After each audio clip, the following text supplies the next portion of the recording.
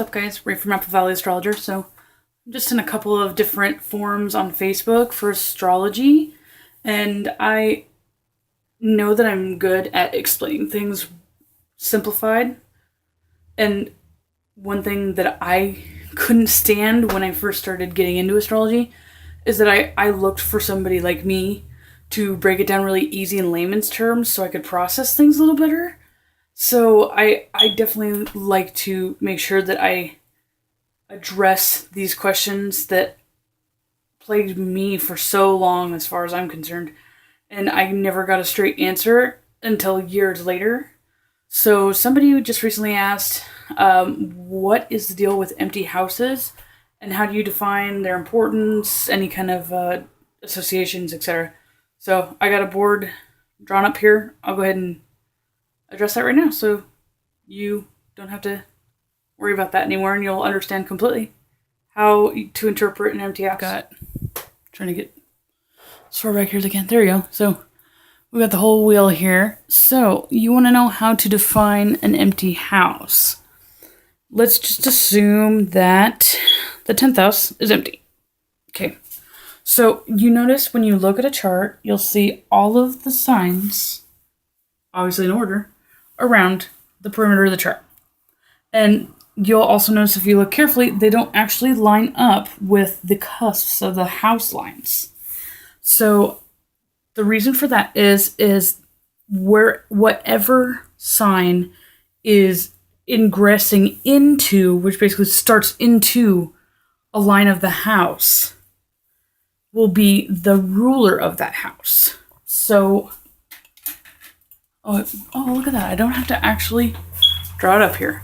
So you see Aries is ruled by Mars, Taurus is ruled by Venus, Gemini is ruled by Mercury, Cancer is ruled by the Moon, Leo is ruled by the Sun, Virgo is ruled by Mercury, Libra is ruled by Venus, Scorpio is ruled by Pluto, and in ancient it's Mars, Sagittarius is ruled by Jupiter, Capricorn is ruled by Saturn, Aquarius is ruled by Uranus, and in ancient it's Saturn, and then Pisces is ruled by Neptune, and in ancient it's Jupiter.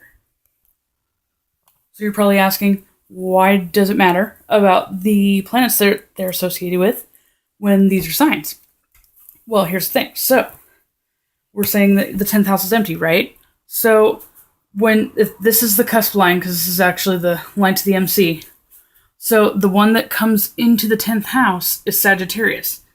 Okay, Sagittarius is represented by Jupiter. So let's say your Jupiter's in your 5th house. Okay, so the aspects that are attributed to this are going to play into,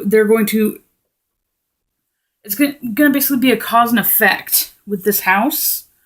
Also, whatever is the sign that this is in, so since this is sitting here, your Jupiter is likely in Cancer.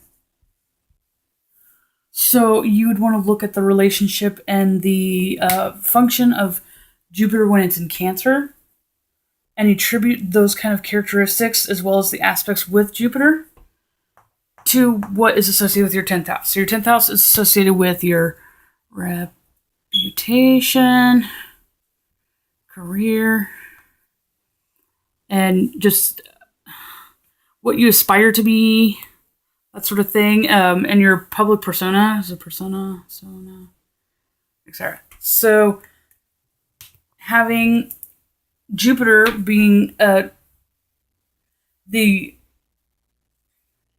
depositor in that house, basically what you would be looking at just from a planetary perspective, it would be something to do with maybe you would have creativity associated with your 10th house career. You might have an over-exaggerated or influx of monetary success or success in general. It might even indicate fame in some ways. There's quite a few ways that you can go about it. And like I said, the aspects will play into a role anyway, because even if you define Jupiter and then you define Jupiter in Cancer, if there's different aspects with things, especially squares and oppositions, that can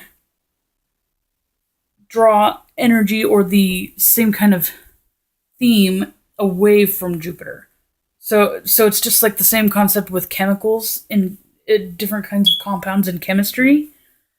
You have certain chemical bases, but if you mix certain things together, some things turn volatile, some things cancel each other out, some things dissolve. So you have to look at it like that. So, as I said, just to clarify, just in case you didn't get that kind of analogy, if you look here, see how Taurus is in part of the first house. Well, obviously, it's still going to be Aries. It's the ruler of the first house.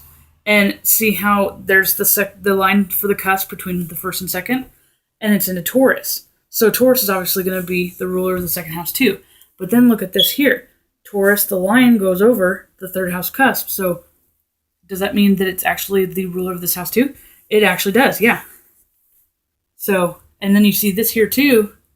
Gemini actually stops right there. So Gemini is not actually going to go and rule the fourth house. It is going to be Cancer. So you have to really pay attention to the lines. The lines are the most important thing. So that's how you would determine what the depositor is, and then just go ahead and do your research as per usual with the specific planet, its function, and the sign that it's in for its the way it manifests its energy.